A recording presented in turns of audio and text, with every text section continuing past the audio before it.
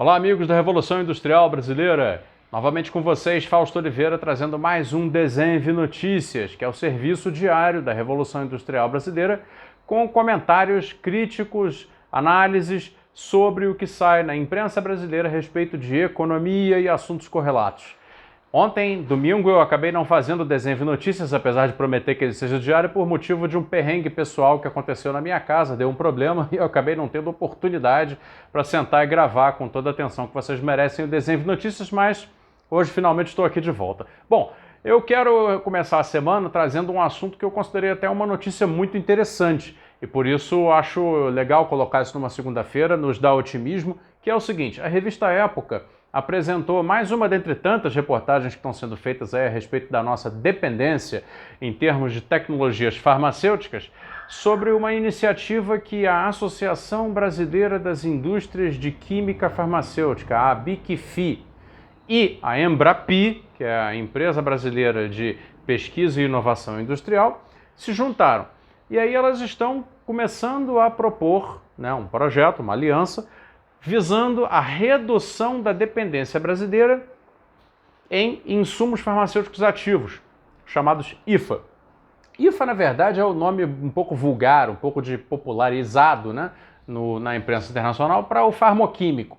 Basicamente, o farmoquímico é um químico que vem antes do medicamento, antes da vacina. Ele é a matéria-prima para se produzir medicamentos mais complexos através de uma química já derivada, ou vacinas também, e serve tanto para sintéticos como para biofármacos, porém, são coisas completamente distintas. Então o assunto aqui é o seguinte: está pensando em fazer uma aliança brasileira junto com as empresas que nós ainda temos da área farmacêutica para pesquisa e inovação e produção de farmoquímicos, matérias-primas para medicamentos.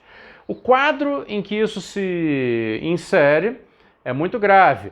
O Brasil saiu de uma posição de ter uma independência relativa até o início dos anos 80 de em torno de 50% de capacidade de produzir todos os farmoquímicos que utilizava, ou seja, em torno de metade da produção medicamentosa, a produção farmacêutica brasileira tinha farmoquímicos nacionais, então éramos relativamente independentes.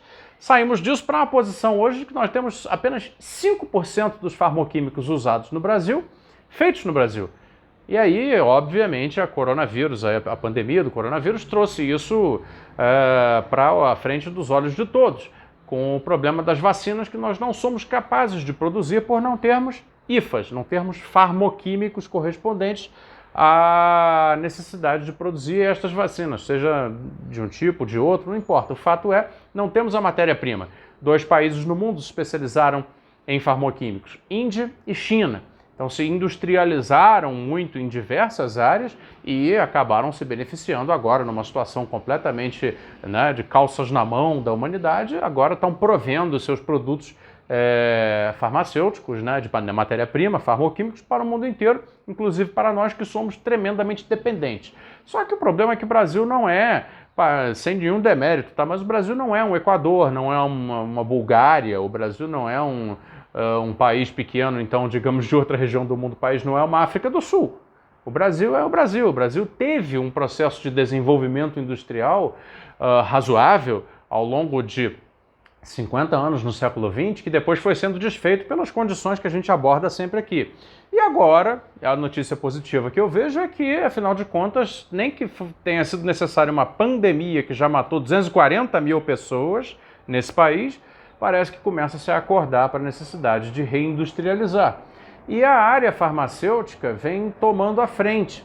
Então é muito significativo que a ABIQFI, que representa empresas do setor, junto com a Embrapi, que representa de maneira parcial o Estado, se juntaram para fazer uma iniciativa de conversão das capacidades produtivas farmacêuticas que nós temos em capacidades produtivas farmoquímicas, que nos daria muito mais independência e, portanto, poderia nos proteger em situações de estresse de mercado como o que vivemos atualmente e também reinserir o Brasil nos mercados de alto valor, como é o caso da indústria farmacêutica.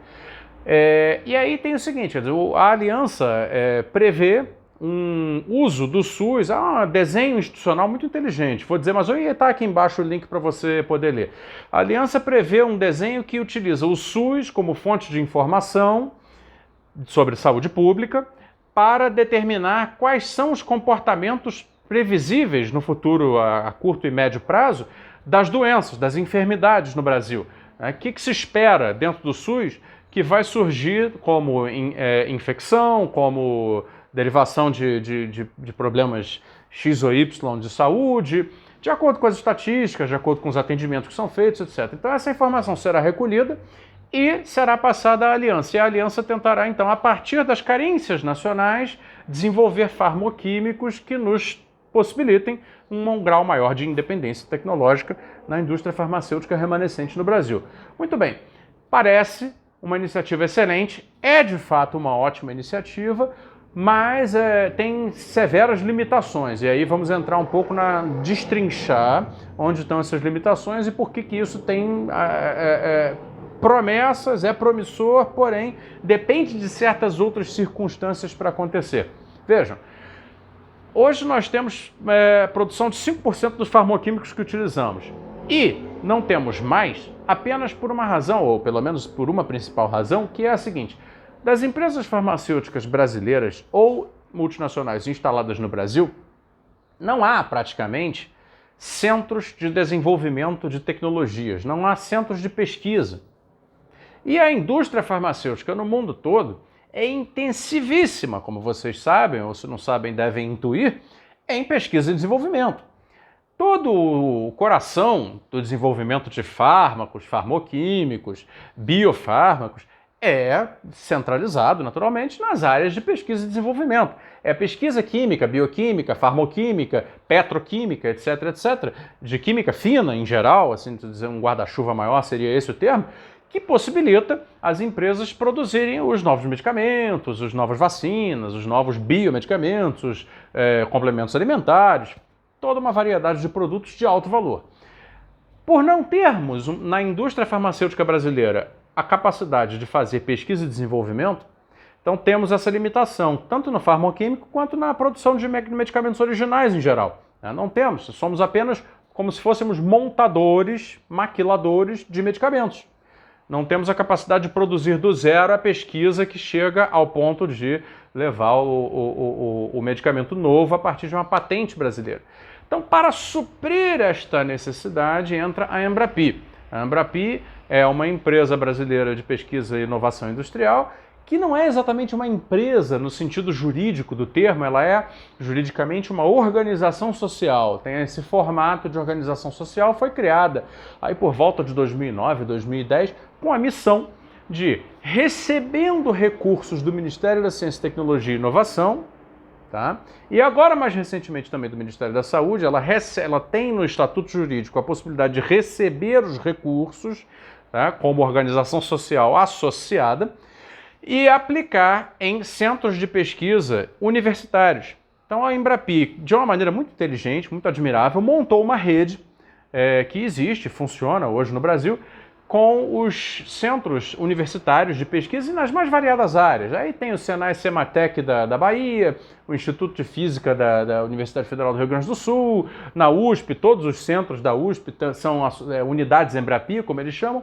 Então eles vão arregimentar as capacidades dos seus centros de pesquisa universitária, onde eles têm a possibilidade institucional e jurídica de colocar convênios com financiamento oriundo do governo federal para, então, associar isso às empresas farmacêuticas. Então, as empresas vão usar nas universidades, através da Embrapi, os centros de pesquisa que eles não têm. E aí, essa triangulação promete, naturalmente, iniciar alguma descoberta, alguma inovação em termos de farmoquímicos para o Brasil. Então a notícia é evidentemente positiva. E onde estão os problemas? Os problemas estão no seguinte: os cortes orçamentários para pesquisa no Brasil são tremendos, tá? São tremendos. Desde o governo do Temer se intensificaram. No governo atual já são muito grandes. Tem até uma campanha que eu encorajo vocês a buscarem na internet, para recomposição do Fundo Nacional de Desenvolvimento Científico e Tecnológico. Ele está morto, né? Foi retirado, teve todos os seus recursos sugados Não existe mais financiamento para pesquisa no Brasil. As universidades estão à míngua, todo mundo sabe disso. Por outro lado, a Embrapi depende dos recursos oriundos do Ministério da Ciência e Tecnologia, que teve seus recursos cortados em, eu falei outro dia aqui, né, 75% no ano passado. A realidade desse ano certamente não será distinta. E do Ministério da Saúde, que ainda tem um pouco mais, mas tem muitos recursos carimbados, recursos vinculados à execução orçamentária do SUS e tudo mais. Ou seja, muito provavelmente a iniciativa, apesar de ter um desenho institucional muito interessante, encontrará limitações orçamentárias. Será que as empresas vão suprir com seu próprio capital essas limitações? A conferir, não sabemos. O fato é, de tudo, pelo menos já temos uma nova realidade de discussão pública a respeito da necessidade de reindustrializar o país, e isso é muito positivo. Aos poucos vai tomando forma na consciência da população uma nova cultura, uma nova compreensão que aponta para a necessidade de formação nacional de capacidades produtivas. Quero aqui deixar a famosa frase na verdade não é do Barbosa Lima Sobrinho, é do economista sueco Ragnar Nurks, mas que o Barbosa Lima Sobrinho, neste livro, coloca muito bem. A frase é: o capital se faz em casa. Tá? Você deu aqui Japão, o capital se faz em casa, porque esse maravilhoso livro, que eu sugiro que vocês venham a ler, relata a formação de capacidades produtivas domésticas no caso japonês. O caso japonês é muito ilustrativo das políticas industriais, das políticas de desenvolvimento.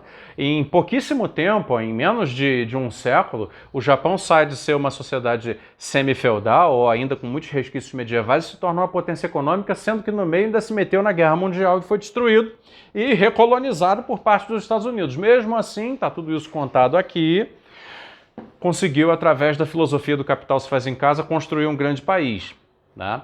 Então é isso, essa é a concepção, né, a convicção que está se formando ainda muito embrionariamente dentro do Brasil, e eu acho que contribuo para isso de alguma maneira, outros contribuem junto comigo, e cada vídeo, e cada Desenve Notícias, e cada link que eu posto aqui, talvez a gente puder compartilhar, sempre é uma ajuda para tirar o Brasil dessa situação de pasmaceira, né, laboral, empresarial, produtiva, e nos levar a um lugar realmente digno, né, no plano internacional, e que nos esteja capaz de levar a uma condição de qualidade de vida para todos.